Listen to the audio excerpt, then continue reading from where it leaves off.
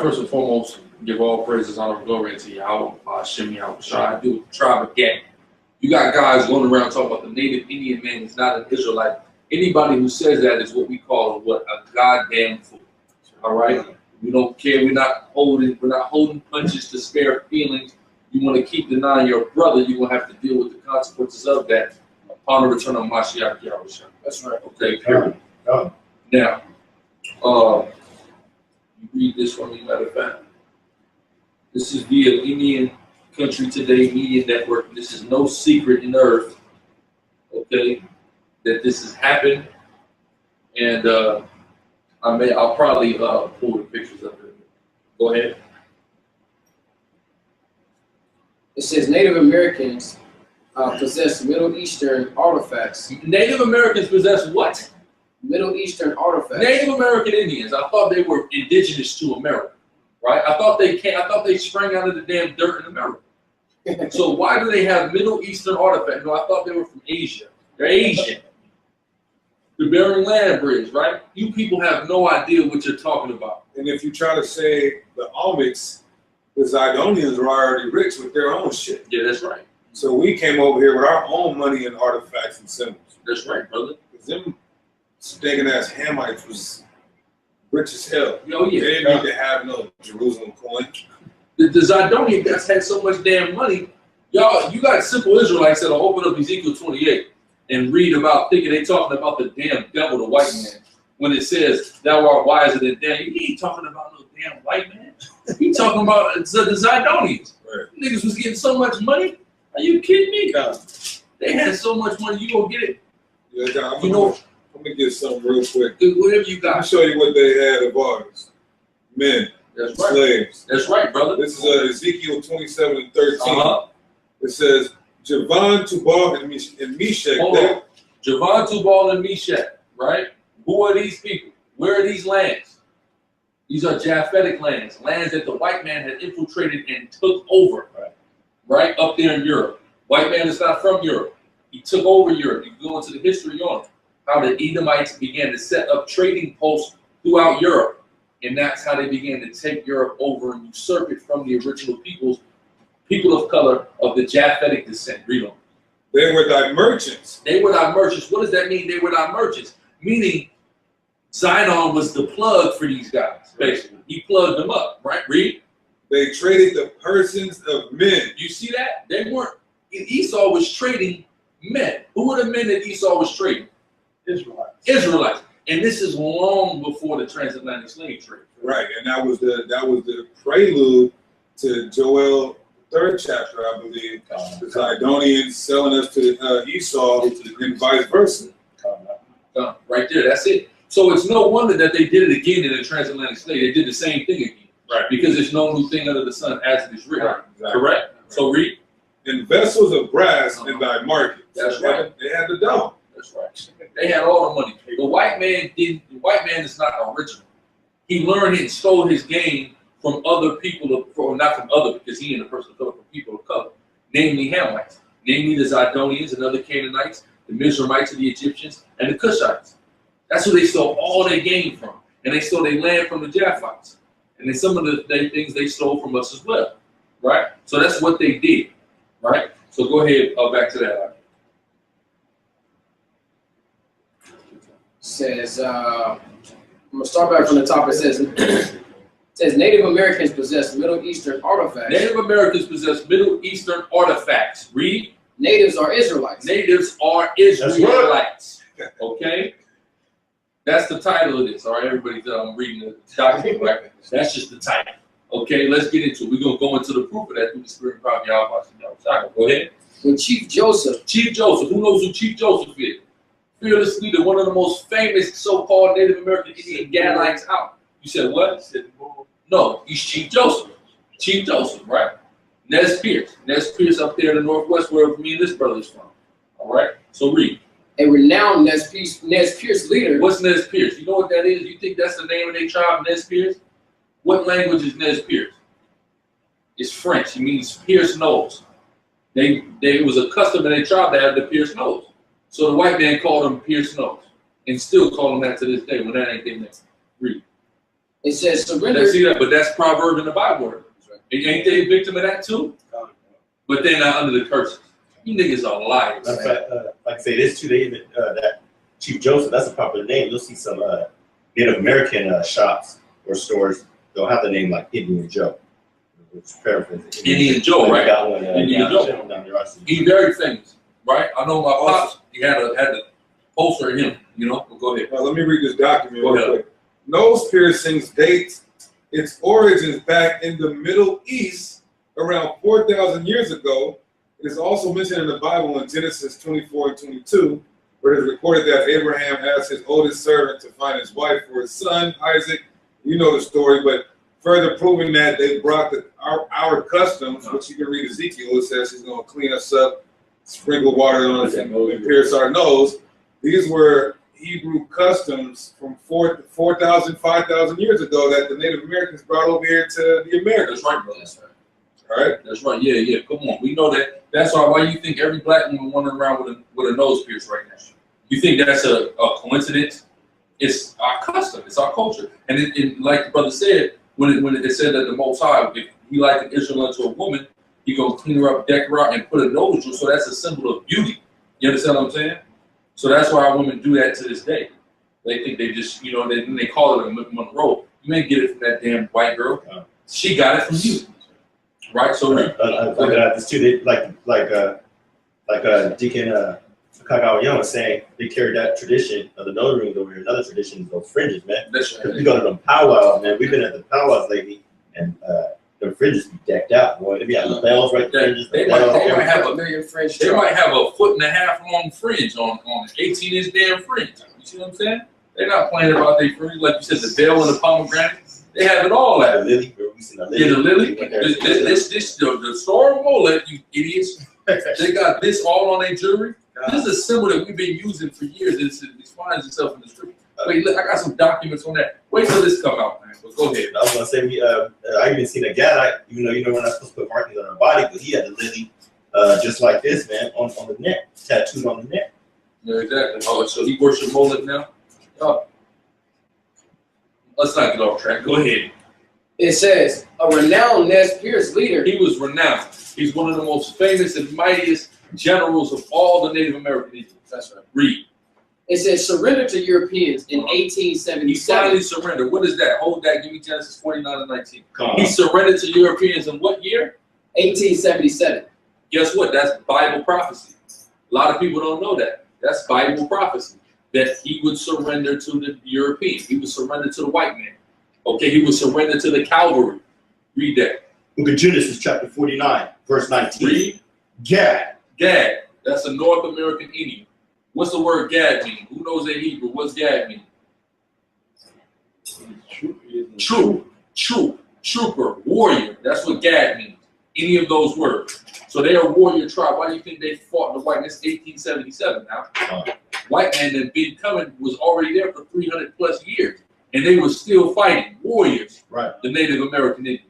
Some of them small in stature still taking the fight to the devil. Read. We heard testimony. We heard testimony from the Apache brother. Who was at the powwow last weekend, right? So read. Gad. Read. A troop shall overcome him. A troop shall overcome him. The troop is the cavalry. That's what we read about. When it said he surrendered to Europeans. The troop overcame him. Read. But he shall overcome at the last. He shall overcome at the last. Here in these last days, the Native American man off the reservation will overcome against the white man along with the rest of us.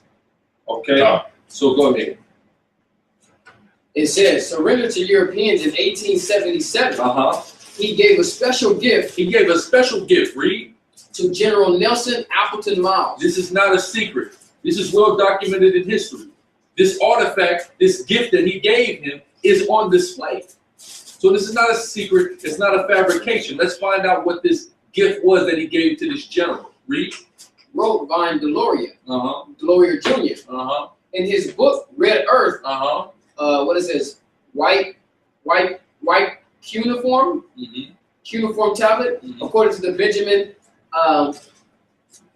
Denially of AssyrianTimes.com. So there is a book out called Red Earth. In the book Red Earth, it documents a white Assyrian cuneiform tablet That's what Chief Joseph gave to this general. So like it's called Red Earth, White Lies. That's what Oh, Red Earth, White Lies. Because what did the white man say? You guys came from Asia and you chased woolly mammoths across the Bering Land Bridge that has absolutely no proof of ever existing. And that's who you are. But who they are Israelites. And in that book, Red Earth, White Lie, they expose that through these artifacts. So amongst other books, James Adair, Lost Tribes and Promised Lands. What's the other book I'm thinking about? A Star in the West. They bring all this information out. Read.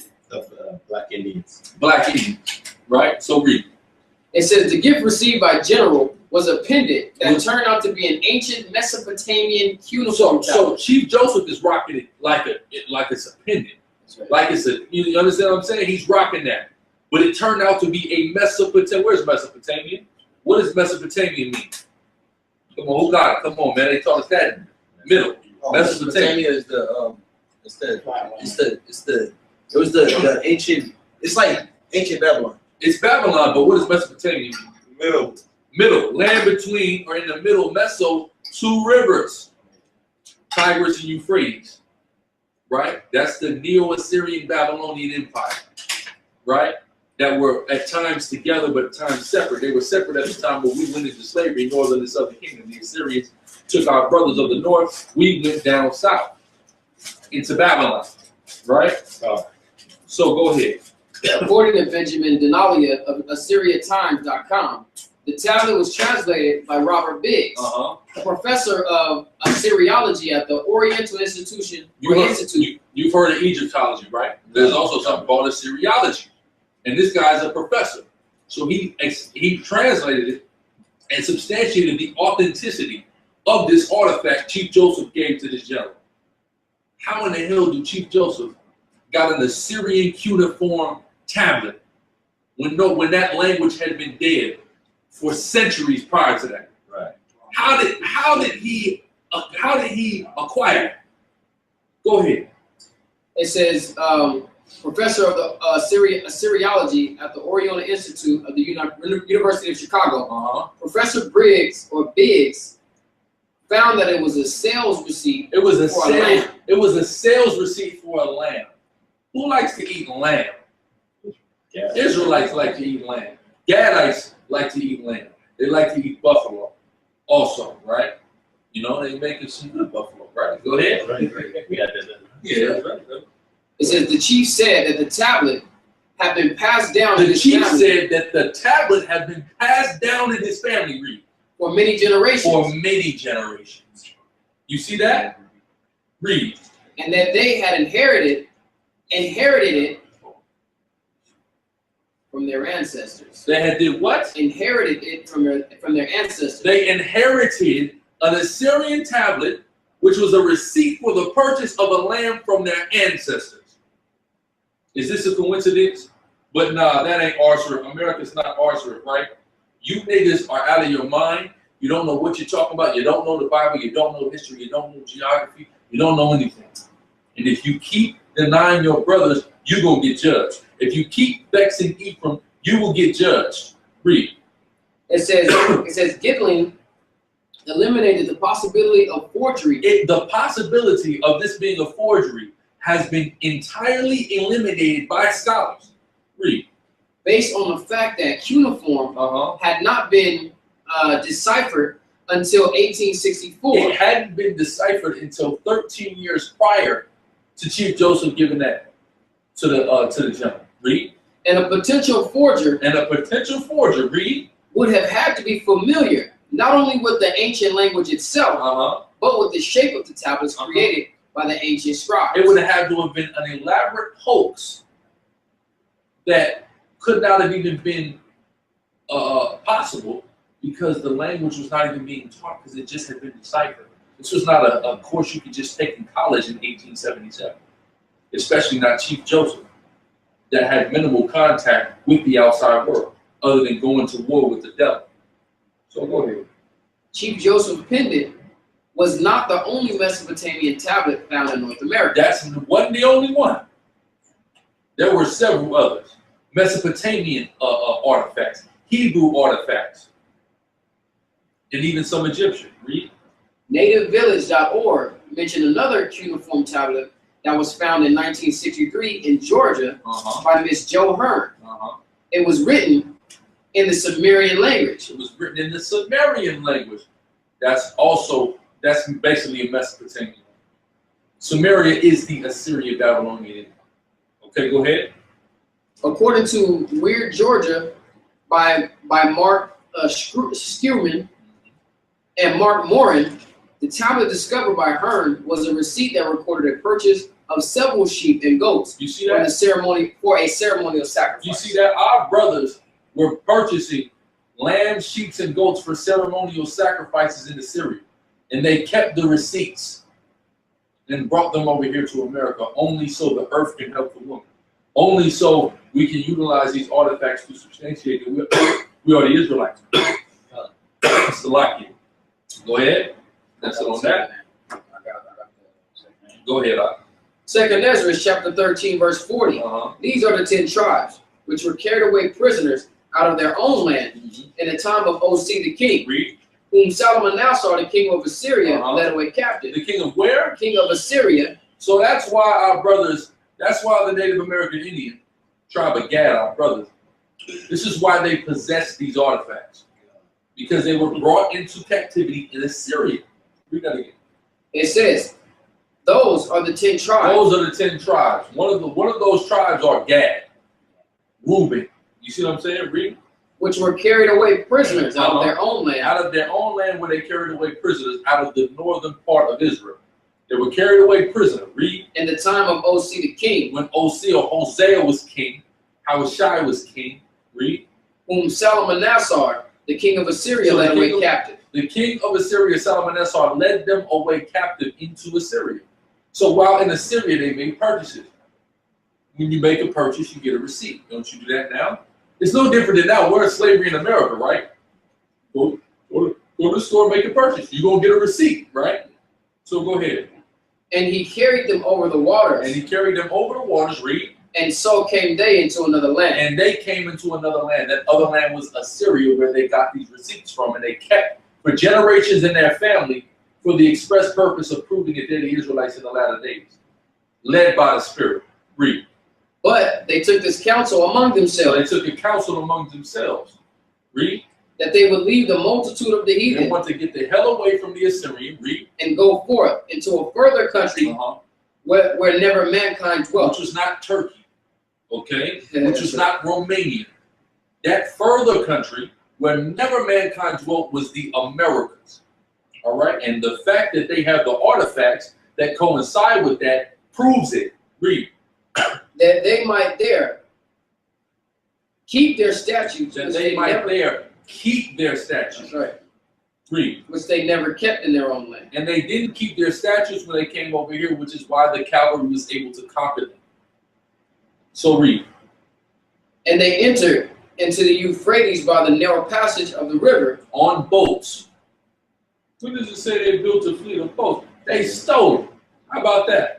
Read. For the Most High then shewed signs for them. Shewed them signs of the stars, which was the blessing of Issachar and Zebulun to look at them stars and guide them, as it is written. Read. And held them in the flood till they were passed over. For through that country there was a great way to go, namely of a year and a half. A year and a half it took this voyage over here to the Americas. Don't take a year and a half to walk to Turkey from Assyria. Okay, we Google mapped it, buddy. 19 days. All right? Read. It says, and the same region is called Arsarid. Arsarid, another land. Arsarid. That's where our brothers came to. Native American Indian, Seminole Indian. Right? Latin American. Right. Of indigenous descent. Read. Then dwelt they there until the latter time. And now they're here. Right. And Chief Joseph said, look, I'm one of them. Look at this receipt I got from my ancestors. Disproving. Right. Read. And now, when they shall begin to come. And now they shall begin to come. And we're in that time now through the Spirit of God. This is popular. This is already a well-known artifact. It's called the Los Lunas stone, which basically that's a large boulder on the side of Hidden Mountain near Los Lunas, New Mexico. It's south of Albuquerque. That bears a very regular inscription carved into a flat panel. The stone is also known as the Los Lunas Mystery Stone. That's right, it's a mystery. They call it a mystery because they're trying to cover something up. What are they trying to cover up? The identity of the people who carved it, the Israelites. That's right. Who else gonna have the 10 Commandments in Lashawan production? That's right. Paleo Hebrew. Huh? Read. Or commandment rock. Uh-huh. The inscription is interpreted from to be an abridged version of the Decalogue or 10 Commandments in the form of Paleo Hebrew. You see that? In the form of Paleo Hebrew. Was right there, found on a stone in New Mexico. That's right. Because our brothers were there. Hopi, Navajo, them tribes. Right? Israelites. Yeah, that's right. Gadites. Read. Hey, look, this right here proves they knew the name. A letter group resembling the Tetragrammaton. Oh, Yahweh. They That's have right. the name of Yahweh there. Read. Or Yahweh makes three appearances. 3 times. So they knew the name. And they got that clip going around YouTube where they said that Yahweh, I don't know what he said. He said Yahweh has sent you here. Yeah, that's right. Right? Read. The stone is controversial in that some claim the inscription is pre-Columbian. That's right. It's controversial because some claim that it's pre-Columbian, which it would have to be. What does that mean? Why is it controversial if it's pre-Columbian?